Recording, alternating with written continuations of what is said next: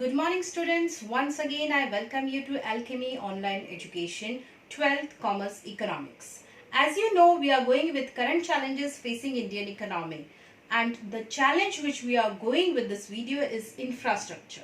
In my last video we have seen what is infrastructure, what are the kinds of infrastructure, and why infrastructure is important for the economic growth or to increase GDP. So let us move further and see infrastructure, but which is the most important component of infrastructure? That is energy. Energy means one of the most important component of infrastructure. It can be treated as lifeline of productive activity. Now why it is called as lifeline? As the blood is very important in our life to function all the parts, same way energy is very important for the production, so it is called as lifeline. Without energy, there is no rapid growth in industry as well as in agriculture sector. So, energy is called as important component, lifeline of production activity, required for rapid growth in both the sector, industry and agriculture. Now we'll see what are the sources of energy. Commercial source. What actually are the commercial source which are directly available in market for a definite period? We can say here the example is coal, petroleum, electricity, natural gas, etc. So what they are easily available in the market. There is a market for sell and purchase where you can sell this all products and we can buy it. But they are non-renewable in nature. They cannot be renewed because there is no substitute for it. So when there is no substitute, they will be an expensive and we have to buy it for the production. They are directly available, but there will be a non-substitute goods here. Next is non-commercial source.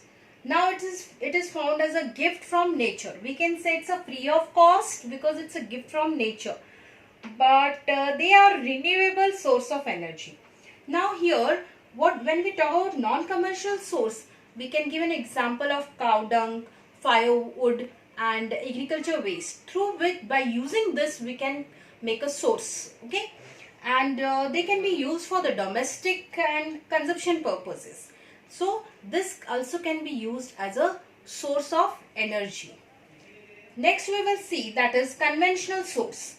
The source of energy which we use from long period of time. Here both are there, commercial and non-commercial, but which we use from long period of time.